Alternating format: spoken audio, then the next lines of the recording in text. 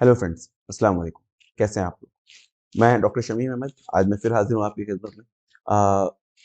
बस ये एक छोटा सा वीडियो रह गया था क्योंकि अभी तक मैंने जितने भी इस पैटर्न के 2019 पैटर्न के जितने भी क्वेश्चन पेपर्स आए थे, उन सब में जितने न्यूमेरिकल्स आए थे, उन सब के सॉल्यूशंस मैं करा चुका हूँ। वो इस प्लेलिस्ट में आपको मिल जाएंगे, ऊपर ऑलरेडी होंगे।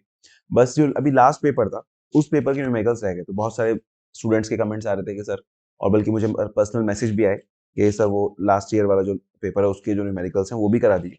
तो आज हम लोग बस वही करेंगे जो लास्ट ईयर के पेपर में जितने न्यूमेरिकल्स आए, बस उनको हम लोग सॉल्व कर लेते हैं, जिससे कि आपको अंदाजा रहे कि कोई भी क्वेश्चन अगर आता है तो उसको कैसे करना है। ठीक है, तो चलिए बिना टाइम वेस्ट किए स्टार्ट करते हैं। ओके, तो ये हमारे पास मई 2003 या जून 2003 में एक्चुअली पेपर था। मई जून हम लोग वैसे लेके चलते हैं, समर हमारा जो सेमेस्टर होता है। तो यहाँ पे हमारे पास जो फर्स्ट पेपर है, इसमें क्वेश्चन हम लोग सारे देखेंगे। बस ये है कि सॉल्व हम लोग सिर्फ न्यूमेरिकल्स ही करेंगे। तो हमारा जो फर्स्ट क्वेश्चन है, define impedance, draw the impedance triangle for RL RC circuit. Impedance triangle RL का कुछ ऐसा होता है, ऊपर यहाँ आर है, एक्सएल है और जेड है। आरसी के लिए जस्ट इसका अपोजिट होगा, ये एक्सी होगा, ये आर होगा और यहाँ पर हमारे पास जेड होगा, है ना। आपने देखा ही होगा, ये सब तो कोई ऐसी बहुत बड़ी चीज नहीं है। Obtain the expression for current and power and V equals to Vm sin omega t is applied across purely inductive circuit. यहाँ पे हमारे पास 90 डिग्री का फेज डिफरेंस आता है। ये भी ऑलरेडी यूनिट 3 वाली वीडियो में मैंने कर रखा है। अगर आप लोग को कोई कंफ्यूजन है तो वहां से आके देख सकते हैं। अब आते हैं हम लोग न्यूमेरिकल पे। न्यूमेरिकल में हम लोग को इसने क्या दिया है, 10 ओम का रेजिस्टेंस दे रखा है इस क्वेश्चन में। हैविंग रेजिस्टेंस ऑफ 10 ओम, यानी आर हमारे पास है 10 ओम। फिर हमारे पास इंडक्टेंस है L इक्वल्स टू 0.1 H, और हमारे पास कैपेसिटेंस है C जो है वो 150 माइक्रोफेरेड का है। कल मैंने बताया था कि 150 माइक्रोफेरेड का मतलब ये है कि हमें फौरन इसको 10⁻⁻⁶ से मल्टीप्लाई कर लेना है। ठीक है, तो ये हो गया हमारे पास 150 इंटू 10⁻⁻⁶ फेरेड। सही। तो हमें क्या पूछा है इसने, इंडक्टिव रिएक्टेंस पूछा है। तो एक्सएल क्या हो जाएगा, एक्सएल का फॉर्मूला क्या होता है, एक्सएल का फॉर्मूला होता है हमारे पास 2 पाई एफ इंटू एल। एफ हमें इसने दे रखी है 50 हर्ट्ज, है ना। फ्रीक्वेंसी जो हमेशा वोल्टेज की या करंट के साथ में गिवन होती है। तो यहाँ पे 2 पाई एफ एल में हम लोग रखेंगे 2 into 3.414 multiply by 50 multiply by L कितना है हमारा 0.1। ठीक है, बस देखो एक लाइन का है, इसमें टोटल 8 पार्ट है इसके। इस क्वेश्चन में 8 चीजें पूछी है, हर चीज 1 मार्क की है, इसलिए पूरा क्वेश्चन 8 मार्क्स का है। 1 मार्क्स के सारे पार्ट्स हैं इसके। तो एक्सेल हमारा कितना आ गया, अगर यहाँ से हम लोग कैलकुलेट करेंगे, हमारे पास एक्सेल आएगा 31.41। ठीक है, क्योंकि 50 दूनी 100 और पॉइंट यहाँ से हटेगा 1 10, और ये 3.141 होता है, 31.41 हमारे पास यहाँ से एक्सेल आ जाएगा। अब अगर इसको एक्सी हमें कैलकुलेट करना हो, 1/2 पाई एफ इंटू सी। ठीक है, यानी कि 1/2 इंटू पाई इंटू एफ है हमारा 50 इंटू सी हमारे पास 10⁻⁻⁶ मल्टीप्लाई बाय 150। सॉरी, ये था ना 150 इंटू 10⁻⁻⁶। तो हम इसको यहाँ पर रखेंगे 150 इंटू 10⁻⁻⁶ को, सॉरी मैंने इसमें पूरा मिक्सअप कर दिया, है ना। तो जब इसको हम लोग कैलकुलेट करेंगे तो यहाँ से एक्सी हमारे पास आ जाएगा फाइनल, ये आएगा 21 के अराउंड कुछ आ रहा होगा। हाँ, 21.12 ये हमारे पास एक्सी आएगा, कैपेसिटिव रिएक्टेंस। फिर इसने पूछा नेट रिएक्टेंस। तो नेट रिएक्टेंस एक्स जो होता है, X is equal to XL minus XC होता है ना। जो जेड था हमारे पास इम्पिडेंस, इम्पिडेंस होता है हमारे पास R plus J into X, sorry J into X simple. तो और एक्स क्या है यहाँ पे, या फिर हम लोग इसको खोल के कैसे लिखते थे, R plus J into XL minus XC. ठीक है ना। तो जे एक्स जो होता है नेट रिएक्टेंस, वो एक्सएल माइनस एक्सी होता है। तो एक्सएल आया था हमारे पास 31.41, एक्सी आया हमारे पास 21.12। तो यहां से हमारे पास टोटल एक्स आ जाएगा 10.189, इस टाइप से कुछ। देखो, किसी भी आंसर में पॉइंट के बाद सेकंड थर्ड प्लेस पे, सेकंड प्लेस पे भी थोड़ा बहुत अगर आगे पीछे तो चल जाएगा। पॉइंट के बाद फर्स्ट प्लेस तक आंसर सही होना चाहिए आपका। ठीक है, अगर बहुत बड़ा नंबर है तो पॉइंट के इधर उधर भी अच्छा खासा चल जाता है, बताऊंगा अभी आगे में। फिर पूछा है current drawn by the circuit. Current drawn by the, अच्छा पहले इंपीडेंस पूछा है जेड। तो हमें क्या करना है, जेड हमें ऐसे लिखना है, Z equals to R plus J XL minus XC, या जे प्लस जे एक्स भी लिख सकते हैं। तो हमारे पास क्या आ जाएगा, 10 हमारा आर था प्लस जे एक्स यहाँ पे है 10.189। अगर ये एक्सएल माइनस एक्सी हमारा माइनस में था तो हम यहाँ माइनस का ले लेते हैं इसको, लेकिन प्लस का है तो जे 10.189 ये हमारा टोटल जेड हो गया। लेकिन हम लोग इसको इतना नहीं छोड़ेंगे, मैंने आपको बताया था कि फौरन हम लोग जेड को क्या करते हैं, पोलर फॉर्म में भी कन्वर्ट कर देते हैं। तो इन पोलर फॉर्म में हमारे पास क्या हो जाएगा, ये पोलर फॉर्म में हमारे पास जेड की वैल्यू आएगी, कितना आ रहा था, z equals to 14.27, और इसका एंगल आया था हमारे पास 45.53, इस टाइप से हमारे पास आएगा। सही। तो z की वैल्यू हमारे पास पोलर में हमारे पास ये आ गई। क्यों हमने फॉरन पोलर में क्यों कन्वर्ट करना है, देखो अभी आगे क्या पूछा है, current drawn by the circuit. Current होता है हमारा I, और ओम्स लॉ से I equals to V upon Z। Ohm's law क्या होता है, V इक्वल्स टू IZ, तो I equals to V upon Z। Voltage हमें पता है, क्वेश्चन में गिवन है 200 वोल्ट, तो यहाँ से हमारे पास 200 वोल्ट, और Z जो है हमारा वो हमने कैलकुलेट कर लिया। तो यहाँ पे Z पोलर फॉर्म वाला रखना है, रेक्टेंगुलर फॉर्म वाला नहीं रखना। तो हम पोलर फॉर्म वाला जब यहाँ Z रखेंगे 14.27, तो यहाँ से हमारे पास करंट की वैल्यू टोटल आएगी 14.01 एम्पियर। तो अगर आपका 14 एम्पियर आ रहा है, it's okay, that's completely okay. अगर 13.99 एम्पियर भी आ रहा है तो भी सही है, या 14.02 एम्पियर 03 एम्पियर भी आ रहा है तो भी कोई प्रॉब्लम वाली बात नहीं है। समझ में आई बात? तो अगर इतना करंट आपका आ रहा है तो ठीक है, बस ये फॉर्मूला याद रखना है। एक फॉर्मूले put the value get the answer वाले सारे के सारे क्वेश्चन हैं। I equals to V upon Z, Z अभी हमने कैलकुलेट किया, लेकिन जैसे मैंने कल बताया था, अगर एक चीज हमने गलत निकाल ली, जैसे एक्सेल अगर हमने गलत निकाल लिया होता तो सारी चीजें गलत निकलती चली जाती। ठीक है, फिर हमारे पास एक्टिव पावर पी। पी क्या होता है हमारा, वी आई कॉस फाई। सही है, वी आई हमने हमारे पास है 200, आई हमने यहाँ निकाला 14.01, और कॉस फाई हमारे पास 45.53। अच्छा, इससे पहले इसने पावर फैक्टर पूछा है, तो पावर फैक्टर होता है हमारा कॉस फाई, तो यहां से हम इसमें वैल्यू रख देंगे कॉस 45.53, तो पावर फैक्टर की वैल्यू हमारे पास आ जाएगी अराउंड 0.7, है ना, 0.7, और हम लिखेंगे यहाँ पे लैगिंग, 0.7 लैगिंग। क्यों लिखेंगे लैगिंग, क्योंकि ये इंडक्टिव सर्किट है, यहाँ पे करंट लैग कर रही है ना। तो अगर ये वाला जो एंगल है, Z का एंगल अगर पॉजिटिव आ रहा है, इसका मतलब हमारा पावर फैक्टर लैगिंग आएगा। अगर Z का एंगल नेगेटिव आ रहा है, इसका मतलब पावर फैक्टर हमारा लीडिंग आएगा, करंट हमारी लीड कर रही होगी वहां पे। तो यहाँ पे क्योंकि पॉजिटिव है ये एंगल, और हमें पता भी है कि इंडक्टिव रिएक्टेंस डोमिनेट कर रहा है, तो इसलिए हमारा जो पावर फैक्टर है वो लैगिंग आएगा। तो 0.7 लैगिंग पावर फैक्टर हमने यहाँ पे इसको लिख दिया। उसके बाद active power P equals to VI cos phi, तो 200 मल्टीप्लाई बाय 14.01 मल्टीप्लाई बाय 0.7, तो यहां से हमारे पास इसकी वैल्यू आएगी P की, दैट विल बी 1963 अराउंड। ठीक है, अगर ये 64 भी आ रहा है, 65 भी आ रहा है, 63 भी आ रहा है, मतलब 60 भी आ रहा है, तो भी मतलब पावर में हमारे पास प्लस माइनस 4-5 वाट तक का ऑप्शन रहता है। ठीक है, थोड़ा बहुत आगे पीछे भी है तो चल जाएगा, तो 1963 वाट हो जाएगा हमारे पास, क्योंकि P की वैल्यू वाट में होती है। सही, पावर जो होती है हमारे पास वो वाट में होती है, एक्टिव पावर। और रिएक्टिव पावर किस में होती है, रिएक्टिव पावर होती है हमारे पास वोल्ट एम्पियर रिएक्टिव। तो अगर हमारे पास Q हम लोग को फाइंड आउट करना है तो क्या होगा, Q equals to VI sin phi. तो VI था हमारा, V था हमारे पास 200, I था हमारे पास 14.01, और sin फाई जो है sin 45, sin 45 वो आप रख दीजिएगा कैलकुलेटर में। तो यहां से हमारे पास टोटल Q आ जाएगी 2000, और इसको हम लोग लिखेंगे VAR, वोल्ट एम्पियर रिएक्टिव। ठीक है, तो रिएक्टिव पावर को हम लोग VAR में लिखते हैं। समझ में आई बात? अब बताओ कितना टाइम लगा, 8 नंबर के क्वेश्चन में मुश्किल से 8 मिनट भी नहीं लगे, और 8 मार्क्स का क्वेश्चन कंप्लीट हो गया। समझ में आई बात, कितना आसान है। थर्ड यूनिट के न्यूमेरिकल सबसे ज्यादा आसान होते हैं, इसको बिल्कुल मत छोड़ना। 2-3 क्वेश्चन करके आओ, एकदम सब सेट हो जाएगा। समझ में आई? तो या आगे चलें फिर।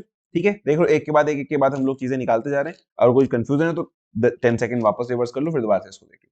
फिर आता है हमारे पास, चलो ये क्वेश्चन कंप्लीट हो गया हमारा, इसने इतनी चीजें पूछी थी, 8 चीजें पूछी थी, 8 चीजें हमने बता दी। एग्जाम में क्या करना, जहां पे भी आंसर है वहां पे एक ऐसा डब्बा बना देना कि ये हमारा एक्सएल आ गया, ये हमारा एक्सी आ गया, और ये हमारा एक्स आ गया, और यहाँ से हमारे पास जेड आ गया, ये पूरा लिख के कंप्लीट उसमें। ये हमारा आई आ गया, ये हमारे पास पी है, ये पावर फैक्टर कॉस फाई है, सही है, और ये हमारे पास क्यू आ गया। मैंने थोड़ा सा खराब लिखा है, आप लोग इतना खराब मत लिखिएगा, तो सर इसमें पेन अच्छे से चलता नहीं है, इसलिए मैंने इस टाइप के चल रहा है। इसके बाद यहाँ से मुझे 200 वोल्ट सेकंड क्वेश्चन आ गया, जो ऑप्शन वाला होता है, ये भी थर्ड यूनिट का है। 58 power supply is applied across resistance of 10 ohm, find equation for voltage and current.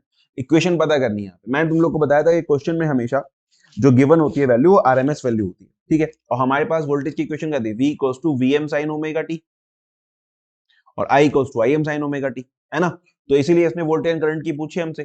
तो अभी हमें पास है V जो है वो VRMS है, VRMS हम लोग को गिवन है 200, तो V कितना हो जाएगा, VM, सॉरी ये RMS है, तो VM जो होगा दैट विल बी, VRMS होता है VM by root two, VM by root two, तो VM क्या हो जाएगा 200 रूट टू। अब 200 रूट टू आप देख लीजिए जितना भी आ रहा होगा हमारे पास, 282.84, ये हमारा होता है 200 रूट। तो हमारे पास v की वैल्यू क्या होगी, v हो गया हमारे पास 282.84, और सेफ साइड चलने के लिए, वैसे तो जरूरी नहीं हम यहाँ साइन ओमेगा टी भी लिख सकते हैं, लेकिन क्योंकि इसने 50 हर्ट्ज यहाँ पे दे रखी है, ओमेगा होता है 2 पाई एफ, तो हम यहाँ पे लिख देंगे 100 पाई, 2 पाई मल्टीप्लाई बाई 50 यानी 100 पाई, और ये हो जाएगा टी। साइन 100 पाई टी होगा। वी हमारे पास आई क्या होगा, आई जो होगा हमारे पास वो होगा V upon R. I M जो होता है, आई एम वो वी एम अपॉन आर होता है। तो वी हमारा 282 या 200 भी वो वहां से आरएमएस वैल्यू आती है। हाँ, तो हम लोग क्या करेंगे यहाँ पे, आई के लिए हम लोग सिंपल 282.84 डिवाइड बाई 10 जो हमारे पास ये था आर वाला। तो जाए यहाँ पे इसको अलग से भी कैलकुलेट कर सकते हैं, 282.84 डिवाइड बाई 10, और यहाँ पे फिर इसकी फाइनल वैल्यू चाहे आप लिख लीजिए। जब आई की वैल्यू लिखेंगे आप फाइनल, तो यहाँ पे आपको डायरेक्टली लिखना होगा, एक 10 है यहाँ, एक पॉइंट इधर शिफ्ट हो जाएगा, 28.28 साइन 100 पाई टी। बस इतना सा क्वेश्चन, ये 4 मार्क्स का है, 4 लाइन का क्वेश्चन, 4 मार्क्स का। समझ आई बात। तो बस ये हमें क्या ध्यान रखना है कि ये हमें आरएमएस वैल्यू दी है, इससे पहले हम वीएम फाइंड आउट करेंगे। जब वीएम एक बार फाइंड आउट होगा तो वोल्टेज तो डायरेक्ट लिख देंगे, और आई के लिए हमें आईएम चाहिए, तो आईएम होता है वीएम अपॉन आर, आर के कंडीशन में वीएम अपॉन जेड होता है एक्चुअली किसी भी कंडीशन में, लेकिन क्योंकि यहाँ पे सिर्फ आर है तो जेड में जो है सिर्फ आर ही हो जाएगा। ओके, तो फिर ये एक्सप्रेशन कैलकुलेट करने के लिए 3rd यूनिट वाली वीडियो में आप लोग देख ही चुके होंगे, नोट्स होंगे आपके पास। उसके बाद क्या बचा हमारे पास, ये है एक सर्किट है जिसमें आर दे रखा है हमें 10 ओम, 150 माइक्रोसेकंड माइक्रोफैराड कैपेसिटर दिया हुआ है, आरसी सर्किट हो गया, और हमें करंट दी हुई है। इसने पूछा है क्या, कैपेसिटिव रिएक्टेंस। अब लो कितना आसान चीज पूछी है, पहली चीज एक्सी, तो एक्सी क्या होता है 1/2 पाई एफ इंटू सी, है ना। तो यानी कि 1/2 pi into 50 multiply by 150 into 10⁻⁻⁶। तो ये एग्जैक्टली सेम आएगा जो हमने यहाँ पे कैलकुलेट किया था एक्सी। यहाँ पे भी सेम था हमारा, एफ 150 माइक्रोफेरेड था, वहां पे 150 माइक्रोफेरेड है, तो एक्सी आया था हमारा 21.12, तो वही हमारा यहाँ पर आ जाएगा, एक्सी इक्वल्स टू 21.12 ओम। ठीक है, ये हमारा एक्सी हो गया। ऐसे जहां जहां का आंसर आता है ऐसे डब्बा बनाते जाओ। फिर आया इंपिडेंस, तो इंपिडेंस क्या होगा, Z equals to R plus R minus J XC. XL तो R plus J into XL minus XC होता है, एक्सएल 0 है तो आर माइनस जे एक्सी हो जाएगा यहाँ पे। तो आर था हमारा 10 माइनस जे 21.12, ये हो गया हमारा जेड। लेकिन फौरन हम लोग क्या करेंगे, इसको पोलर में कन्वर्ट कर लेंगे। पोलर में हमारे पास z इक्वल्स टू क्या हो जाएगा, पोलर में हमारे पास z की वैल्यू आ रही है, जब इसको आप डायरेक्टली कैलकुलेटर में रखिए और पोलर में कन्वर्ट कर दिए तो इसकी वैल्यू आएगी 23.458, और एंगल आएगा हमारे पास, क्योंकि कैपेसिटर है तो एंगल कैसा आएगा, यहाँ माइनस का आएगा, है ना, क्योंकि यहाँ करंट लीड करेगी, तो माइनस का 64.767, ये हमारे पास z आ गया पोलर में।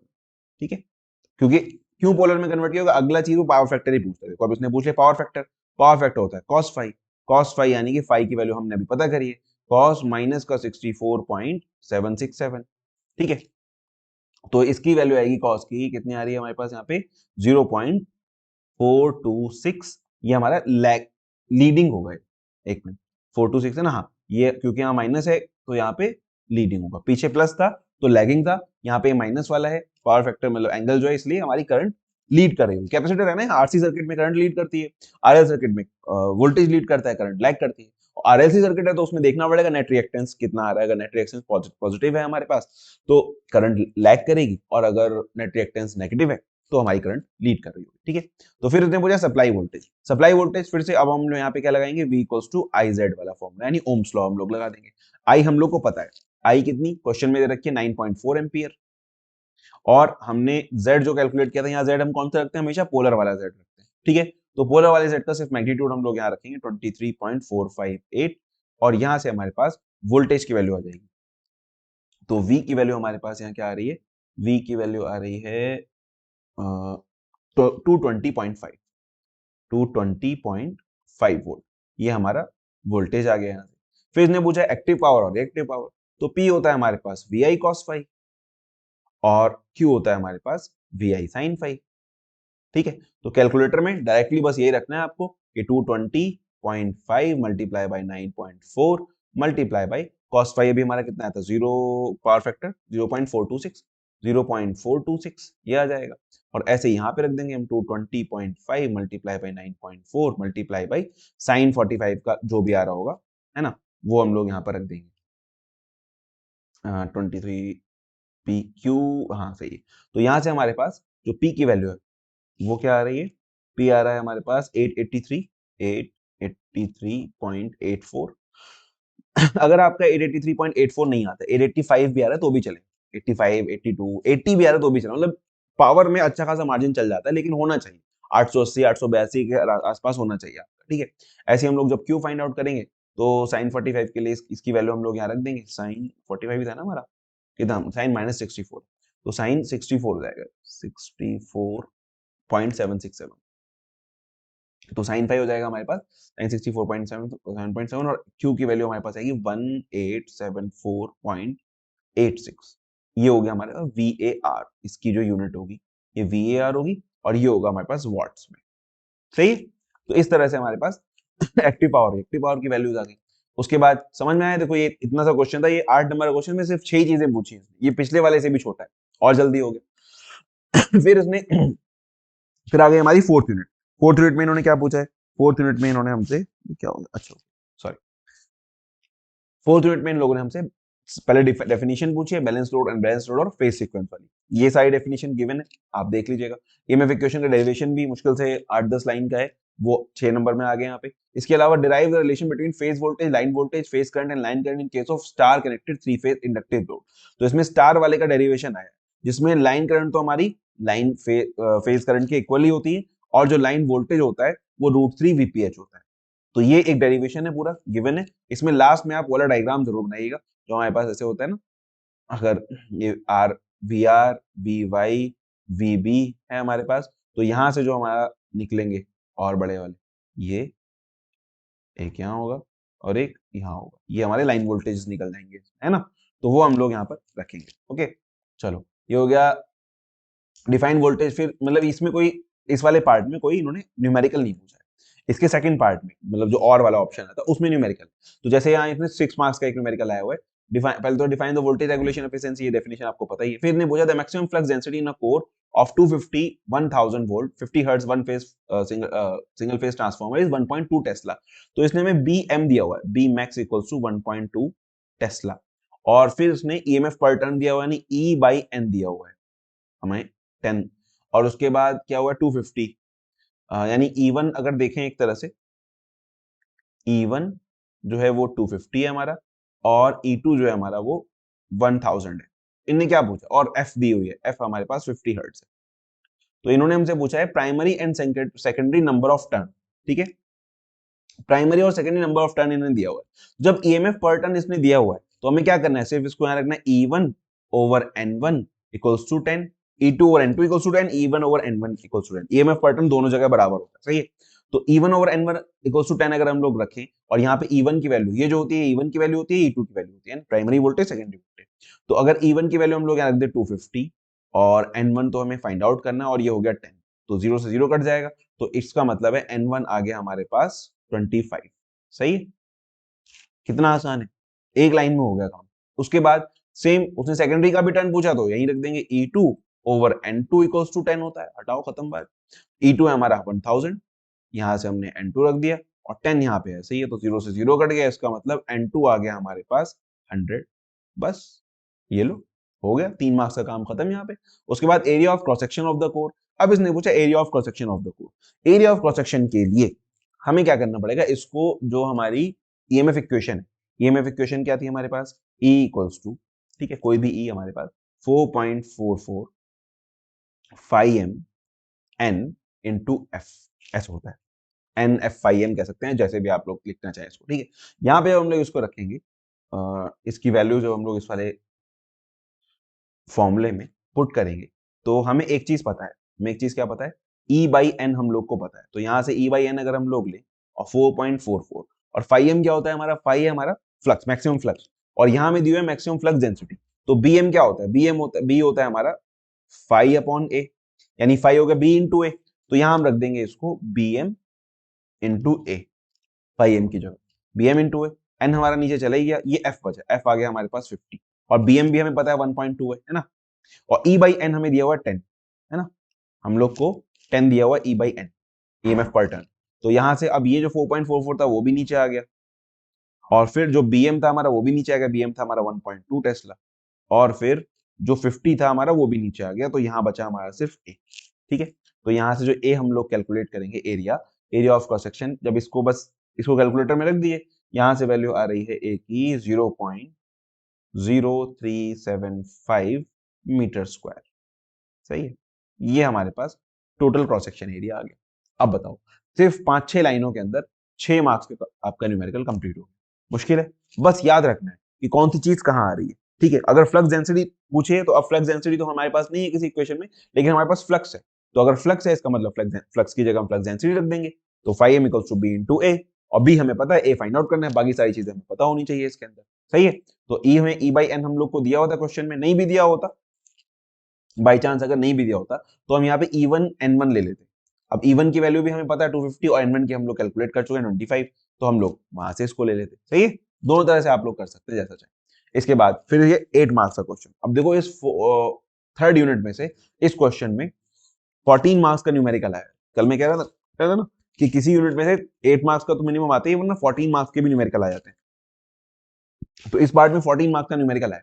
अब इसने क्या पूछा है, वही सिंपल, स्टार में कनेक्टेड है 6 + 8 तो 6 + 8 जे, ये हमारा z है।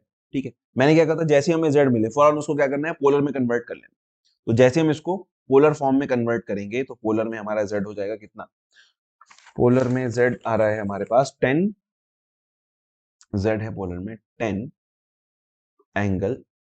देखो मैंने सारे कैलकुलेट पहले से कर रखे हैं, कैलकुलेटर में यूज कर नहीं सकता हूँ, कैलकुलेटर मेरे पास है नहीं, और फोन मेरा यहाँ लगा हुआ है कैमरे। ठीक है, तो z हमारा आ गया 10 अंडर रूट 53.13। समझ में आई बात? ये हमें क्या मिल गया यहाँ से, ये हमें मिल गया 5 यहाँ पर। ठीक है, अब ये क्या पूछ रहा है, across 3 phase 400 volt 50 hertz AC supply. एक 3 फेज की एसी सप्लाई है 400 वोल्ट की, जिससे कनेक्टेड है। और मैंने बहुत बार ये चीज बताई है कि हमेशा हमें क्वेश्चन में कौन सा वोल्टेज गिवन होता है, हमेशा क्वेश्चन में हमें लाइन वोल्टेज गिवन होता है। ठीक है, हमेशा क्वेश्चन में हम लोग को लाइन वोल्टेज गिवन होगा। बाई चांस अगर कभी फेज वोल्टेज दिया तो वो बताएगा कि ये फेज वोल्टेज है, voltage in a single phase is, ऐसे करके बताएगा कि ये फेज वोल्टेज है। लेकिन अगर कभी ऐसे दिया होगा 3 फेज 400 वोल्ट पावर सप्लाई, इसका मतलब ये हमें लाइन वोल्टेज दे रहा है। तो हमारे पास क्या आ गया, जेड आ गया, वीएल आ गया हमारे पास 400 वोल्ट। ठीक है, एफ हमें पता है कि 50 हर्ट्ज है, एफ की मेरे ख्याल से वैसे कहीं जरूरत पड़ेगी नहीं। तो चलो, इसने क्या पूछा है, फेज वोल्टेज पूछा है। इस ये क्या कह रहा है, ये कैसे कनेक्टेड है, स्टार में। तो स्टार में हमारे पास फॉर्मूला होता है VL इक्वल्स टू √3 VPH।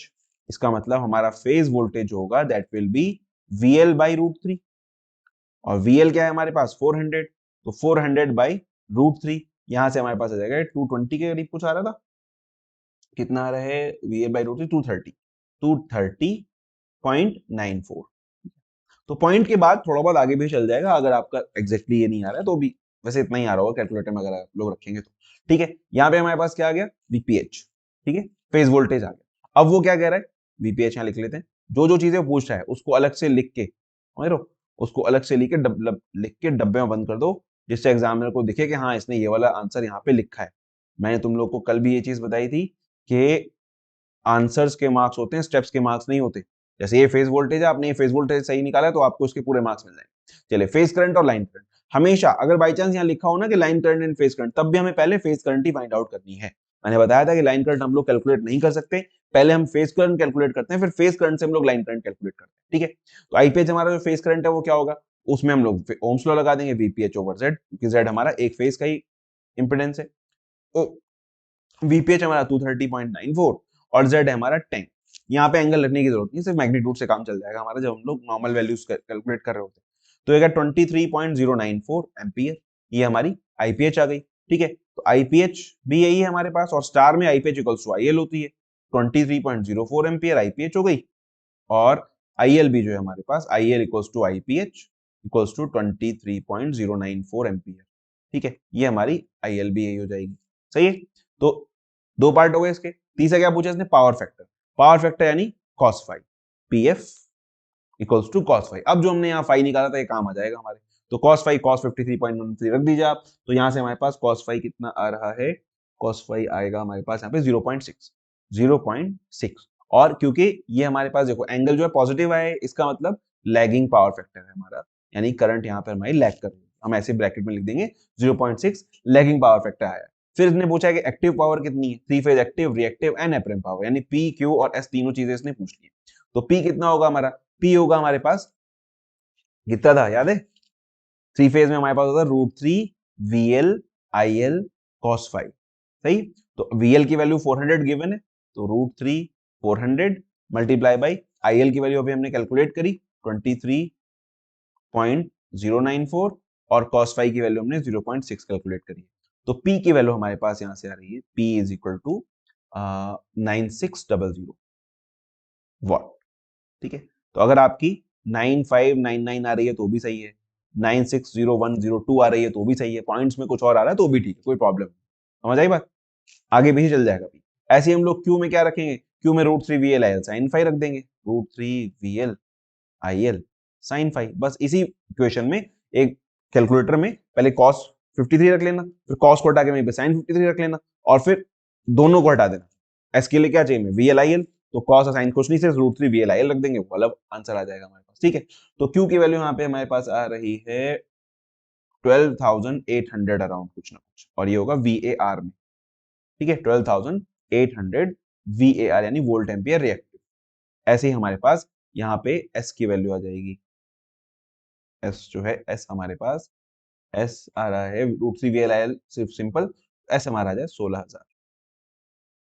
ठीक है, ये आंसर हमारे पास आ जाएगा। ठीक है, चलो क्लियर है ना? ये तो बहुत मुश्किल तो नहीं है। देखो, एक ये वाला थर्ड वाला पार्ट है, बस इसमें 3 पार्ट्स हैं इसके। पावर फैक्टर हमने फाई निकाला ही था, वहां से cos फाई आ गया, एक्टिव के लिए √3 VLIL cos फाई, रिएक्टिव के लिए √3 VLIL sin फाई, अपरेंट के लिए √3 VLIL सिंपल। ठीक है, और हमारा टोटल एस हो गया। इसके जो वो होगी वो वी होती है, वोल्ट एम्पियर यूनिट इसकी। ठीक है, और ये power active power reactive power, ये इसका फॉर्मूला सेम रहेगा स्टार में भी और डेल्टा में भी। ठीक है, फिर state and explain KCL KVL, देखो ये भी आ गया पिछली बार, और calculate the current flowing through 4 AB for circuit showing using Kirchhoff law and all resistance are in ohm. अभी केवीएल लगाने को हम लोग को इसमें कह रहा है, क्योंकि इसने खुद ही दे रखा है, I1 I2 दे ही रखा है, तो अब केसीएल लगा के भी क्या ही करेंगे, डायरेक्टली इसमें केवीएल लगा दो। तो जब फर्स्ट लूप में लगाएंगे हम लोग तो क्या आएगा, 24 equals to I1 into 1 multiply by 1 plus I sorry ये हो गया +2 multiply by I1 minus I2, और यहाँ पे आ जाएगा +10 वोल्ट। क्यों आएगा +10 वोल्ट? क्योंकि ये करंट इस बैटरी के अंदर जा रही है, पॉजिटिव प्लेट के अंदर, तो अभी लोड कंसीडर होगा, तो हम लोग इसको यहाँ लिखेंगे। ठीक है ना, अगर यहाँ पे पॉजिटिव प्लेट से निकल रही है, ये जो करंट है वो पॉजिटिव प्लेट से निकल रही है, तो इसलिए हमने इसको सोर्स कंसीडर किया, इसलिए इसको यहाँ रखा है। अब ये 10 जब इधर जाएगा तो माइनस हो जाएगा, यहाँ बचेगा 14, और यहाँ पे आ जाएगा I1 एक यहाँ से, 2I1 यहाँ से, 3I1 हो गया यहाँ पे, और माइनस का 2I2। ये आपकी एक इक्वेशन होगी। देखो, ये इक्वेशन बनाने के मार्क्स होते हैं, यहाँ पे स्टेप मार्किंग है, इधर इधर में यहाँ पे स्टेप मार्किंग है, तो ये एक इक्वेशन का मार्क होगा, फिर दूसरी इक्वेशन के मार्क्स होंगे, फिर टोटल करंट के एक मार्क होगा। ठीक है, क्योंकि केवीएल लगाने को उसने कहा है, तो यहाँ दो जगह जहाँ केवीएल लग रहा है, तो हर एक इक्वेशन के मार्क्स हैं और लास्ट में फाइनल करंट के मार्क्स यहाँ पर होंगे। सही है, तो अब सेकंड अगर उसमें हम लोग लगाएं सेकंड लूप में, तो हमारे पास अब इस वाली ये जो I2 हमने ऐसे लिए, तो यहाँ से करंट निकल रही है, इसका मतलब ये हमारा सोर्स कंसीडर होगा 10, और ये होगा 3, सॉरी यहाँ पे पहले 2 ले लेते हैं हम लोग, ये होगा हमारे पास यहाँ पे 2 I2 माइनस I1, क्योंकि हम लोग I1 I2 को कंसिडर कर रहे हैं, और +3I2 +4I2। ठीक है, ये हमारा हो गया। अब जब इसमें हम लोग यहाँ तो 10 ही रहेगा, इक्वल्स टू 2I1 ले लेते हैं, तो I1 यहाँ पे सिर्फ एक है, माइनस का 2, तो माइनस का 2I1, और फिर 2I2 3I2 4I2, 2 3 5 और 4 9 +9I2। ये हमारी दूसरी इक्वेशन होगी। अब आपको कुछ नहीं करना है, सिर्फ कैलकुलेटर में इक्वेशन रख देंगे। आप कैलकुलेटर में जब ये इक्वेशन रखेंगे, तो यहां से आपके पास I1 और I2 की वैल्यू आ जाएगी। तो I1 की वैल्यू चाहे जो भी आ रही हो, हमें I2 के मतलब है, क्योंकि इसने हमें ये वाली करंट पूछी, तो ये वाली करंट हमें I2 फाइंड आउट करनी है। यहाँ पे I2 जा रही है, देखो I1 तो सिर्फ इसमें जा रही है, इसमें और इस वाली ब्रांच में, तो यहाँ पे हमारे पास सिर्फ होल एंड सोल I2 है सिर्फ। तो I2 की वैल्यू हमारे पास यहाँ से, अब इसको इक्वेशन को सॉल्व करेंगे, तो I2 की वैल्यू आएगी हमारे पास 2.522 एम्पियर। सही है, इन इक्वेशन को आप डायरेक्टली कैलकुलेटर में रख दिए, वहां से I1 और I2 की वैल्यू आ जाएगी। तो I2 की वैल्यू हमारे पास यहाँ से 2.522 एम्पियर आ गई। बस अगर आपने ये तीन चीज लिखी है, ये वाली इक्वेशन और फाइनल I2 की वैल्यू, तो आपको पूरे के पूरे इसमें 6 मार्क्स मिल जाएंगे। ये 2 मार्क्स का, ये 2 मार्क्स का, ये 2 मार्क्स का। सच्ची बता रहा हूं मैं, झूठ नहीं बोल रहा हूँ। मैंने देखी आंसरिंग स्कीम, ऐसे ही होता है, सेम यही चीज थी उसके अंदर। अगर बच्चे ने ये वाली क्वेश्चन लिखी तो 2 मार्क्स मिलेंगे, ये वाली क्वेश्चन लिखी 2 मार्क्स मिलेंगे, और ये वाली क्वेश्चन भी लिख दी तो 2 मार्क्स और मिल गए, 6 मार्क्स आपके कंप्लीट हो जाएंगे। अगर आपने सिर्फ इतना लिखा जितना मैंने लिखा है, तो इसके अलावा कुछ भी नहीं लिख के आ रहे हैं, तब भी आपको 6 मार्क्स कंप्लीट मिल जाएंगे। ठीक है, फिर इसमें पूछा drive the equation convert delta convert connected resistive circuit into equivalent star circuit. 8 marks का क्वेश्चन आया है, डेरिवेशन 4th यूनिट वाली वीडियो में मैंने कर रखा है, वहां से जाके देख लेना, अगर नहीं किया तो वैसे तो कर ही लिया, समझदार हो तुम लोग। ठीक है, फिर इन्होंने क्या किया है, अच्छा उसको नहीं पूछा, बस इतना ही पूछा है इसने। ओके, तो explain the practical source by means of symbol representation. Practical current source. तो प्रैक्टिकल करंट सोर्स का जो सिंबल रिप्रेजेंटेशन होगा वो ऐसे होगा कि ये यहाँ पर हमारे पास ये होगा और इसके साथ में एक RS जो सोर्स रेजिस्टेंस है वो हमारा यहाँ कनेक्टेड रहेगा। Value of internal resistance RS will be very very high, ऐसे लिख देंगे हम उसको, या RS will be approximately infinite होता है, बहुत ज्यादा होता है, मतलब इक्वल टू इनफाइनाइट नहीं होता। इसमें प्रैक्टिकल करंट सोर्स बाई और graph between V and I, तो जैसे जैसे हमारा वोल्टेज बढ़ेगा यहाँ पे V जैसे जैसे बढ़ेगा वैसे वैसे I हमारे यहाँ पे कम हो रही होगी, इस टाइप का मामला होगा। ठीक है, ये है कैलकुलेट द करंट, क्योंकि कायदे से तो जैसे जैसे यहाँ पे वोल्टेज जो है, ये जो वोल्टेज है ये अगर हम लोग लोड यहाँ पे लगा रहे हैं तो वोल्टेज यहाँ चाहे जितना भी हो करंट हमारा कम नहीं होना चाहिए, आइडियल में कम नहीं होता लेकिन प्रैक्टिकल में कम हो जाता है। Calculate the current flowing through 4 ohm for the circuit shown in the figure using superposition theorem, all resistance are in ohm. ठीक है, तो अब इन्होंने क्या पूछा है किसमें, PQ, ये इस वाली ये वाली करंट हम लोग को पता करनी यूजिंग सुपरपोजिशन थ्योरम। तो सुपरपोजिशन थ्योरम आप लोग को याद है, सुपरपोजिशन थ्योरम में हम लोग एक एक करके सारे के सारे सोर्सेस को कंसीडर करते थे। तो यहाँ पे दो सोर्स यानी कि दो इक्वेशन हम लोग के पास बनेंगे। तो अगर हम लोग फर्स्ट टाइम के लिए कंसिडरिंग कंसिडरिंग 100 वोल्ट सोर्स, पहले हमने इसको कंसिडर किया इस वाले, तो हमारा जो सर्किट हो जाएगा वो कुछ ऐसा हो जाएगा, और ये यहाँ से ऐसे आ जाएगा, ये ऐसे चला जाएगा और ये ऐसे, और बाकी ये वाला जो है ये शॉर्ट सर्किट हो जाएगा। तो 10 4 5 और 10, तो अगर करंट अब हमारी यहां से जाएगी 100, तो अगर हम इसका टोटल R देखें तो R टोटल क्या होगा, ये 10 तो हो गया हमारा सीरीज में, प्लस ये 10 और ये 4 + 5 9, ये 4 + 5 सीरीज में तो टोटल 9 हो जाएगा। तो ये 10 और ये वाला 9 क्योंकि करंट यहां से आके डिवाइड हो रही है और यहाँ पे आके वापस मिलके वापस से एक हो जा रही है ना। तो करंट जब यहाँ से डिवाइड हो रही है तो इतने पार्ट में करंट डिवाइडेड है, यानी कि ये जो है ये पैरेलल पार्ट है। ठीक है, तो 10 ओम वाला पैरेलल है 4 + 5, तो हम लिखेंगे 10 इज पैरेलल विद 9, 4 + 5 9, तो हमारे पास क्या होगा 10 + 90, 9 मल्टीप्लाई बाई 10 अपॉन 9 + 10, तो यहां से टोटल R जो आएगा हमारे पास दैट विल बी अराउंड 14 कुछ 14.73 14.736 ओम, ये हमारे पास टोटल आ गया R। यहाँ से टोटल R आ गया तो हम टोटल करंट पता कर लेंगे, I will be V by R, तो V है हमारा 100, 100 divide by 14.736 equals to I आ जाएगा हमारे पास टोटल 3.571। ठीक है, यह है हमारे पास नहीं 6 पॉइंट सॉरी I जो आ रहा है हमारे पास यहाँ से total I that will be 6.785। ठीक है, तो ये जो I है ये हमें मिल गया 6.785। अब हम ये कह रहे हैं कि भाई ये हमारा I1 डैश है, ये हमारा I2 डैश है, ऐसे कह देते हैं इसको। ठीक है, तो यहाँ से I1 डैश में जो है हम लोग लगाएंगे current divider rule using current divider rule. Current divider rule क्या कहता है कि अगर हमें इसमें दो जहां से करंट डिवाइड हो रही है वो हमें पता करना है कि इसमें कौन सी करंट है, तो हम टोटल करंट में जो हमारी टोटल करंट थी कितनी थी 6.785 मल्टीप्लाई बाई जिस ब्रांच में करंट हमें नहीं चाहिए, तो हमें इसमें नहीं चाहिए 10 वाली, हमें तो 4 और 5 वाली में चाहिए, तो इसमें जो रेजिस्टेंस है 10 है दूसरी वाली ब्रांच में, उससे हम लोग मल्टीप्लाई करेंगे और नीचे दोनों का एडिशन होगा 10 + 9, नीचे दोनों रेजिस्टर्स आएंगे ऊपर single resistor, current divider rule भी मैंने समझाया था उसमें। ठीक है, इसके बाद यहाँ क्या करेंगे, इसको हम लोग सॉल्व कर लेंगे, तो I1 डैश आएगा हमारे पास कितना I1 डैश 3.571, ठीक है एम्पियर, और ये कैसे जा रहा है P2Q जा रहा है, P2Q। ठीक है, अब इसमें ऐसे एक एरो बना देंगे कि लेफ्ट टू राइट जा रहा है P2Q। ठीक है, अब हम लोग क्या करेंगे, कंसीडर कंसीडर कौन सी बैटरी है 20 वोल्ट बैटरी, 20 वोल्ट बैटरी, तो 20 वोल्ट बैटरी को जो हम लोग कंसीडर करेंगे, अब हमारा ये 100 ओम वाला तो शॉर्ट हो जाएगा, तो यहां से ये आ गया, यहां से ये आ गया और यहाँ पे आ गया 4, यहाँ पे आ गया 5। ठीक है, ये हो गया 10 10 4 और 5, और यहाँ पे हमारे पास बैटरी लगी हुई है 20 वोल्ट की। ठीक है, तो अब अगर हमारी करंट जाएगी कहां से आएगी, यहाँ से जाएगी, तो अगर यहाँ से जाएगी हम देखें तो यहाँ पे करंट डिवाइड होगी और यहाँ से फिर वापस आके मिल जाएगी, है ना। तो ये दोनों 10 और 10 ये आपस में पैरेलल में, तो 10 और 10 का पैरेलल क्या होगा, 10 मल्टीप्लाई बाई 10 डिवाइड बाई 10 + 10। मैंने पहले बताया था कि जब जो है सेम रेजिस्टेंस पैरेलल में होते हैं तो उनका रिजल्टेंट जो होता है वो आधा हो जाता है एग्जैक्टली।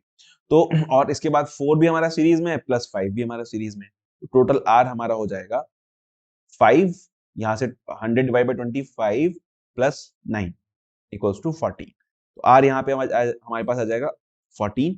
इसके बाद हम टोटल करंट फाइंड आउट करेंगे, तो टोटल I जो होगी हमारे पास दैट विल बी 20/14, है ना, total voltage divide by total resistance, तो ये कितना आएगा हमारे पास, आई आ जाएगी टोटल 1.4285। ठीक है, हमें क्या चाहिए, हमें चाहिए I1 dash, I1 double dash, वो हमारी हमने I1 डैश रखा था, I1 डबल डैश रख दिया। तो यहाँ पे जो I1 डबल डैश है, अगर आप देखें तो ये करंट यहाँ से निकली, यहाँ पे डिवाइड हुई, यहाँ पे आके वापस से मिल गई, तो पूरी पूरी करंट हमारी इस 4 ओम वाले रेजिस्टर में जा रही है, इसका मतलब डिवाइड नहीं हो, तो हमें अब यहाँ करंट डिवाइडर रूल लगाने की जरूरत ही नहीं है, हम लोग डायरेक्ट लिखेंगे I1 डैश इक्वल्स टू 1.4285 और ये जा रही है इस डायरेक्शन में, यानी P2Q। अब हम टोटल करंट फाइंड आउट कर लेंगे, I1 equals to I1 dash plus I1 double dash, तो हमारे पास क्योंकि दोनों सेम डायरेक्शन में तो दोनों प्लस हो जाएंगे, अगर अपोजिट डायरेक्शन में होते तो माइनस हो जाती है। तो जब दोनों को हम प्लस करेंगे, पहले आ रहा था हमारे पास कितना 3.571 एम्पियर प्लस ये है हमारा 1.4285, एक मिनट में इसको एम्पियर यहाँ लिखने की जरूरत नहीं, ये आ गया।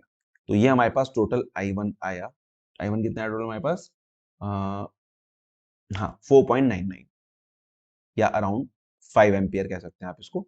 P2Q ये जरूर लिखना लास्ट में कि P से Q की तरफ, यानी इस डायरेक्शन में हमारे पास करंट जा रही है। तो अगर आप इतना आंसर करके आते हैं तो कंप्लीट आपको 6 मार्क्स मिल जाएंगे। 6 मार्क्स का था ना ये, हाँ ये 6 मार्क्स का था क्वेश्चन। समझ आया सुपरपोजिशन कैसे लगाना है? पहले एक सोर्स को कंसीडर करेंगे, उसमें करंट फाइंड आउट करेंगे, अगर करंट डिवाइड हो रही तो करंट डिवाइडर रूल लगा के फाइंड आउट करेंगे। अगर जैसे सेकंड में हमारी करंट डिवाइड नहीं हुई तो इसका मतलब पूरी करंट वहां जा रही है, हमने पूरी करंट को वहां पे कंसीडर कर लिया। लेकिन हर बार करंट की डायरेक्शन हम लोग लिखेंगे और लास्ट में सारी करंट को हम लोग प्लस करेंगे उनकी डायरेक्शन के साथ। अगर सेम डायरेक्शन में है तो प्लस हो जाएंगी, और अपोजिट डायरेक्शन में तो वो माइनस हो जाएगी। अच्छा, उसमें जो करंट ज्यादा दिख रही हो, देखने से लग रहा हो कि हाँ रिजल्टेंट जो राइट हैंड साइड वाली में जाएगा, तो जो ज्यादा दिख रही हो उसको पॉजिटिव ले लेना, जो कम दिख रही हो उसको नेगेटिव ले लेना। ठीक है, लास्ट में तो हमें पॉजिटिव नेगेटिव कुछ बताया नहीं है, सिर्फ डायरेक्शन बताना है कि भाई 1 एम्पियर इधर जाएगी इधर जाएगी जैसे। ठीक है, इसके बाद calculate the current flowing through 4 ohm for circuit using Thevenin theorem. अभी इसने कहा था सुपरपोजिशन से इसी सर्किट को, अब ये कह रहा है कि इसी सर्किट को थेवेनिन थ्योरम से बताओ कि कितनी करंट 4 ओम में फ्लो हो रही होगी। तो अगर इसको थेवेनिन से हम लोग ड्रॉ करें तो थेवेनिन में हमारे पास फर्स्ट स्टेप होता है कि इस वाले रेजिस्टेंस को हम लोग यहाँ से हटाते हैं। ठीक है, तो अगर इस वाले रेजिस्टेंस को मैं यहाँ से हटा दूं तो हमारे पास ये 10 है, ये 10 है, और ये वाला रेजिस्टेंस हमने यहाँ से हटा दिया, और यहाँ पे हमारे पास ये 20 था और ये था 5, तो 5 10 10 100 और ये हो गया 20। ठीक है, तो इसमें हमें क्या फाइंड आउट करना होता है? इसमें हमें फाइंड आउट करना होता है VTH, है ना। हमें थेवेनिन में VTH और RTH पता करना होता है। ठीक है, तो VTH फाइंड आउट करने के लिए हमें कौन सा रेजिस्टेंस वोल्टेज चाहिए? एक तो ये वाला, मान लो ये P है और ये Q है मान लो। ठीक है, तो हमें VPQ चाहिए, P और Q के बीच में। तो हम पहले ये वाला वोल्टेज फाइंड आउट करेंगे, ये वाला। ठीक है, अगर हम इसको अगर हम लोग देखें यहाँ पे, तो ये बैटरी, ये वाला तो डिस्कनेक्टेड है। ठीक है, तो ये बैटरी हमारी डिस्कनेक्टेड है, यहाँ पे ये कोई कंप्लीट सर्किट नहीं बना रही, तो यहाँ से कोई करंट फ्लो नहीं हो रहा। एक्चुअल जो करंट फ्लो रहा है वो यहाँ से करंट फ्लो हो रहा है। तो अगर हमें पता करना हो कि इन P और इसके बीच में ये वाला रेजिस्टेंस कितना है हमारा, ये वाला वोल्टेज कितना आ रहा है, तो हम क्या करेंगे, यहाँ पे KVL लगा देंगे। 100 माइनस, देखो जो भी हमारा टोटल 100 वोल्ट यहाँ से जा रहा है, इसमें से जो यहाँ ड्रॉप हुआ बाकी सारा हमें यहाँ पे मिल जाएगा, है ना। वोल्टेज हमारा सीरीज में डिवाइड होता है, तो 100 वोल्ट जो है हमारा वो यहाँ पे और यहाँ पे डिवाइड हो रहा होगा, ऑब्वियस सी बात है। ठीक है, तो हम लोग क्या करेंगे, उसको पता करने के लिए कितना है, तो हम लोग यहाँ पे एक लूप में वो ले लेंगे कि 100 इक्वल्स टू, मान लो I1 अगर हमारी फ्लो हो रही है यहाँ पे 100, तो यहाँ पे KVL लगा देंगे। 100 equals to I1 multiply by 10 plus I1 multiply by 10, है ना। यहाँ से अगर हम लोग 10 10 10 दोनों में, तो I1 10 10 जा रहा है, तो यानी हो गया हमारे पास 20 I1 हो गया 100। तो यहाँ से I जो है वो पता चल जाएगा हमें कि 5 एम्पियर आ रहा है।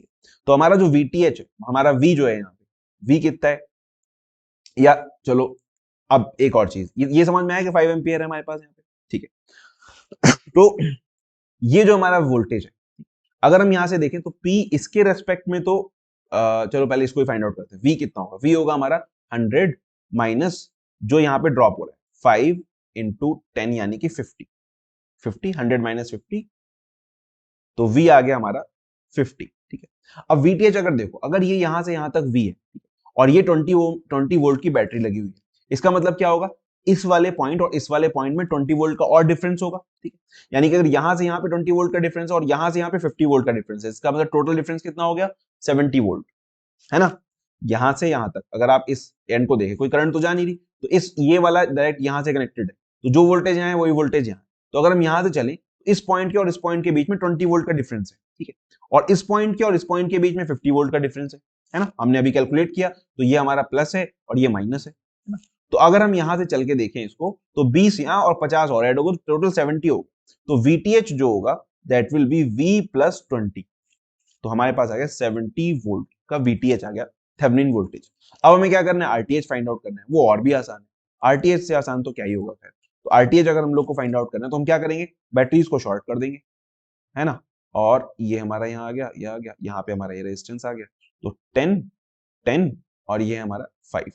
अब अगर यहाँ से हमें क्योंकि फाइंड आउट करना है रेजिस्टेंस, तो इधर से अगर हम लोग चलेंगे तो करंट यहाँ डिवाइड होगा, इसका मतलब ये दोनों पैरेलल में होने का मतलब अगर 10 10 के दो पैरेलल में है तो रिजल्टेंट उसका आएगा आधा, बिल्कुल 10 का आधा 5, तो 5 हो जाएगा। और 5 यहाँ पे हमारे पास ऑलरेडी है, तो RTH क्या हो जाएगा हमारे पास, RTH equals to 10 parallel with 10 plus 5, यानी कि 5 प्लस 5, 5 प्लस 5 इक्वल्स टू 10। तो RTH आ गया हमारा 10। देखो यहाँ पे हर एक, यहाँ पे स्टेप मार्किंग कैसे, अगर आपने आई यहाँ पे कैलकुलेट सही किया, इसका 1-2 मार्क्स आपको मिल जाएंगे। अगर आपने VTH यहाँ पे कैलकुलेट सही किया तो इसके आपको 2 मार्क्स मिल जाएंगे, 3 मार्क्स जितने भी। RTH आपने सही किया तो इसके 2-3 मार्क्स आपको मिल जाएंगे। फाइनल आपका क्या बचा, आपको बनाना है, हमें एक सर्किट बनाना है ऐसे, जिसमें ये हो गया VTH, ये हो गया RTH और ये हो गया हमारा RL। RL कितना था हमारा 4 ओम, 4 ओम का रेजिस्टेंस था। RL RTH आया हमारा 10 और VTH कितना आया था 70। अब यहाँ टोटल करंट फाइंड आउट करनी है, इसने करंट ही तो पूछी थी। हाँ, current flowing through 4 ohm resistor. तो अगर हम लोग ये, अगर इसको ऐसे ही लगाएं, चलो PQ को, मान लो ये हमारा P है और ये हमारा Q है, ऐसे ही तो हुआ, मैंने इसको बस ऐसे बना दिया नीचे के लाके, ठीक है। तो अब जो करंट फ्लो हो रही है वो ऐसे फ्लो हो रही है हमारी, तो टोटल करंट कितने होगा, I इक्वल्स टू 70 अपॉन, ये दोनों सीरीज में 10 प्लस 4 यानी 70 अपॉन 14, सही है। तो 70 अपॉन 14 का मतलब ये हुआ कि 70 अपॉन 14, 14 5 जा 70 होता है, तो I equals to 5 ampere P to Q, है ना, क्योंकि P से Q की तरफ जा रही है, ठीक है। तो ये हो गया हमारा थेवेनिन के थ्रू। इतना अगर आप लोग करके आ रहे हैं तो पूरे पूरे 8 मार्क्स आपको मिल जाएंगे न्यूमेरिकल्स इसमें भी, सही है। अच्छा, मैंने आप लोग से कहा था कि जब एक चीज से आप करो, जब इसमें 5th मिनट में कोई एक न्यूमेरिकल हम लोग एक मेथड से कर रहे हैं तो उसको साथ साथ दूसरे मेथड से भी ट्राई कर लेते हैं, जिससे कि आंसर हम देख लें सेम आ रहा है नहीं आ रहा। तो यहाँ तो क्वेश्चन ही दे दिया इसने, हमने देखो अभी KVL से इसको किया था तब भी हमारा 4.99 5 एम्पियर के करीब आया था, और अब भी हमने इसको कैलकुलेट किया तो हमारा 5 एम्पियर आया। इसका मतलब दोनों आंसर हमारे सही है, दोनों तरीके से हमने सही सॉल्यूशन किया। समझ में आई बात। चलो लास्ट यूनिट बचा, ठीक है। लास्ट यूनिट में हमारे पास कोई खास इन्होंने न्यूमेरिकल नहीं दिया, रेजिस्टेंस ऑफ मटेरियल की डेफिनेशन पूछी है, construction working principle of lithium ion battery, मैंने पहले ही बताया था कि दोनों बैटरी में से कोई एक तो जरूरी आती है, और आजकल लिथियम आयन ही ज्यादा आ रही है, सही है। उसके बाद इसने क्या किया है, इंसुलेशन रेजिस्टेंस का डेरिवेशन, देखो मैंने बोला था 8 मार्क्स का आएगा, ये फिर आ गया। पॉजिटिव प्लेट मटेरियल के लिए पूछ लिया इसने, कौन से मटेरियल की बनी होती है। फिर ये यहाँ पे ये एक बस एक डेरिवेशन, सॉरी डेरिवेशन, ये एक न्यूमेरिकल है। इन्होंने क्या कहा है, instant of switching 240 volt 40 what lamp is 2 ampere. इन्हें हमें ये बोला है कि एक लैंप है हमारा, लैंप, इसमें 240 वोल्ट तो इसका ऑपरेटिंग वोल्टेज है, मतलब 240 वोल्ट हमें इसमें लगाना है, और पावर जो है इसकी 40 वॉट की है, ठीक है। और ये क्या कह रहा है कि शुरुआत में जब इसने स्विच ऑन किया है, जब इसने स्विच ऑन किया है तो 2 एम्पियर की करंट हम लोग को मिल रही, तो I1 कह सकते हैं हम लोग 2 एम्पियर आ रही है हमारे पास, ठीक है। तो यहाँ पे क्या हो रहा है, टेम्परेचर की वजह से रेजिस्टेंस हमारा चेंज होता है। अच्छा, इसने पूछा क्या है, टेम्परेचर ऑफ द फिलामेंट इसने पूछा है, और वर्किंग करंट पूछी है, ठीक है। इसने the TCR of tungsten filament is 0.0055 पर degree Celsius at 20 degree Celsius. तो ये जो भी हमें दे रहा है ना TCR, तो हम इसने 20 डिग्री सेल्सियस दिया हुआ है। ये क्वेश्चन उन्होंने बहुत ट्विस्ट कर दिया, समझ में आना थोड़ा मुश्किल है, लेकिन जब चलो ये आ गया तो अच्छा है कि आगे से तुम लोग ध्यान रखना कि बाई चांस अगर कहीं पे उसने दिया हुआ है और अभी इसने नहीं बताया कि हमारा लैंप इस वक्त किस टेम्परेचर पे है, तो हम ये कंसिडर कर लेंगे कि 20 डिग्री सेल्सियस पे ही चल रहा है अभी हमारा लैंप जो स्टार्टिंग में, ठीक है। तो यहाँ इसने हमें I1 दिया हुआ है 2 एम्पियर, ठीक है। तो अगर हम लोग यहाँ से इसका अभी प्रेजेंट जो हमें 20 डिग्री सेल्सियस दिया हुआ है, तो T1 मान लो इसने दिया हुआ है 20 डिग्री सेल्सियस, और अल्फा 1 इसने दिया हुआ है हमें कितना, अल्फा 1 है 0.0055, 0.0055, ठीक है, पर डिग्री सेल्सियस, पर डिग्री सेल्सियस। ये तीन चीज इसने हम लोग को दी हुई है। अब ये क्या पूछा है, इसने पूछा है temperature of the filament of the lamp. तो टेम्परेचर पता करने के लिए, टेम्परेचर के लिए हमारे पास RTC वाला फॉर्मूला होता है। तो हमारे पास देखो एक फॉर्मूला था R2 equals to R1 into 1 plus, कहाँ गया, 1 plus alpha 1 into T2 minus T1, ठीक है। तो यहां से हमें T1 हम लोग को पता है इसमें, ठीक है, और अल्फा 1 हम लोग को पता है। तो अगर R2 और R1 हम लोग को पता चल जाए तो हम टेम्परेचर पता कर सकते हैं, ठीक है ना। तो R2 और R1 हम लोग कैसे पता करेंगे, मैं बताता हूँ कैसे पता करेंगे। बता रहा हूँ यार।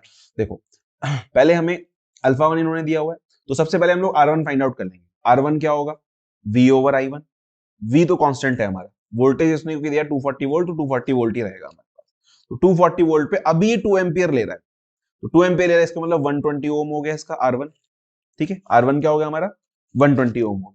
उसके बाद अगर हम लोग R2 फाइंड आउट करना चाहें, R2 मतलब फुल वोल्ट, मतलब R2 का मतलब है कि जब हमारा कंप्लीट ये वर्किंग चल रहा होगा, है ना, जब अपनी एक्चुअल स्टेट में आ जाएगा। तो एक्चुअल स्टेट में हमारा बल्ब खा रहा है 40 वॉट पावर। कितना खा रहा है, 40 वॉट की पावर खा रहा है जब वो वर्किंग में आ गया। अभी तो बिल्कुल स्टार्ट कर रहे हैं तो ज्यादा पावर ले रहा है, लेकिन जब वो वर्किंग में आ जाएगा तो हमारा 40 वॉट पावर वो खाएगा। तो वर्किंग में आ जाएगा 40 वॉट पावर खाएगा, तो P होता है हमारे पास, जो P है एक्चुअली, P होता है हमारे पास V इंटू आई। ठीक है, वी आई कॉस फाई, मतलब वी आई सिंपल होता है, यहाँ पे कॉस फाई का मतलब ही नहीं है कि सिर्फ रेजिस्टेंस है। पी होता है हमारे पास वी आई, और वी आई होता है हमारे पास, क्या होता है, आई होता है वी अपॉन आर, तो हो जाएगा वी स्क्वायर ओवर आर। सही है, तो अगर हम यहां से इसको फाइंड आउट करें तो R will be V square over P. ये आर हमारा कौन सा वर्किंग वाला है, यानी आर टू है हमारे पास, जो मेन वर्किंग के लिए हम लोग फाइंड आउट कर रहे हैं। तो वी स्क्वायर 240 का स्क्वायर ओवर पी था हमारा 40। तो यहां से हमारे पास एक तो ये आर वन हमने यहाँ फाइंड आउट कर लिया, और यहां से हमारे पास R2 आ जाएगा कितना, R2 आ जाएगा 1440, है ना, 1440। हाँ ठीक है, ये हमारे पास R2 आ गया। ठीक, तो R1 फाइंड आउट हो गया, R2 फाइंड आउट हो गया। बस अब हम इसमें इसको रख देंगे तो हमारे पास टेम्परेचर आ जाएगा। तो R2 कितना है 1440, R1 है हमारा 120, और ये हो गया 1 प्लस अल्फा वन दिया होता 0.0055, और T2 है हमारा, T2 तो पता करना है, माइनस T1 है 20, ये दिया हुआ है। तो अब इसको हम लोग सॉल्व करेंगे T2 के लिए। तो यहां से हमारे पास इसको देख लेंगे ना कैसे सॉल्व करना है। 1440 देखो क्या होगा, 1440 डिवाइड बाई 20, और फिर ये 1 इधर जाके माइनस होगा, -1 120, ये 120 नीचे आएगा ना, तो -1 ये हो जाएगा। उसके बाद ये जो है इससे डिवाइड करेंगे, इसको 0.0055 0.0055 से डिवाइड करेंगे, और जो भी आंसर आएगा उसमें हम फिर 20 प्लस कर देंगे। तो यहां से हमारे पास T2 टोटल आएगा निकल के कितना, 2020 2020। चलो 2020 में क्वेश्चन बनाया हुआ इन्होंने, इसलिए इन्होंने ऐसा बनाया। खैर बहरहाल, तो यहां से हमारे पास T2 आ गया 2020। ये इन्होंने पूछा है temperature of filament of the lamp, कि लास्ट में हमारे पास टेम्परेचर कितना रहेगा। तो T2 हमने बता दिया कि भाई 2020 हमारे पास फाइनल आएगा। इसके बाद पूछा वर्किंग करंट, वर्किंग करंट क्या होगी, तो वर्किंग करंट हमारे पास I will be V over R, जो वर्किंग रेजिस्टेंस है हमारा, यानी V ओवर R2। तो V है हमारा 240, है ना, हाँ, और R2 हमारा 1440। तो यहां से हमारे पास I निकल करके आ जाएगा कितना, 0.166 एम्पियर। ये हमारा करंट आ गया। सही, तो ये 3-4 चीजें अगर आप इसमें निकाल दे रहे हैं तो आपको कंप्लीटली जो 6 मार्क्स का है ना, हाँ 6 मार्क्स कंप्लीट आपको इसमें मिल जाएंगे, कोई दिक्कत की बात नहीं। समझ में आई बात। इसमें फाइनल, इसमें मैंने बताया था ये वाला डेरिवेशन भी आता है, ये डेरिवेशन इसने 8 मार्क्स का पूछ लिया। ठीक है, तो जनरली अब इसमें भी देखो डेरिवेशन 8 मार्क्स का आ गया, 6 मार्क्स का न्यूमेरिकल आ गया। अच्छा खासा पार्ट जो है इसका वो न्यूमेरिकल का और डेरिवेशन का आ रहा है। लेकिन मेन वही जो मैंने कल भी बताया था प्रिपरेशन वाली वीडियो में, कि अगर आप न्यूमेरिकल सारे सही से करके जाते हैं तो आप सिर्फ न्यूमेरिकल्स भी आपको पास करा सकते हैं, इतने इतने अच्छे खासे मार्क्स के न्यूमेरिकल्स आते हैं। ठीक है, उसके साथ डेफिनेशन, उसके बाद फिर डेरिवेशन है वो हम लोग को करने। ठीक है, तो चलो आज के लिए बस इतना ही। आई होप कि कल तुम लोग का एग्जाम है तो अच्छा जाए, best of luck for your exam. और अगर कोई इसमें से क्वेश्चन में प्रॉब्लम आ रही थी तो तुम उसको देख लेना आप। अगर फिर भी कोई चीज नहीं समझ में आती तो मेरा व्हाट्सएप नंबर है वहां पे, बल्कि तुम यहीं पे वीडियो के नीचे कमेंट कर देना तो मैं इसी में जवाब दे दूँ। ठीक है, ओके, चलो फिर मिलते हैं, बाय।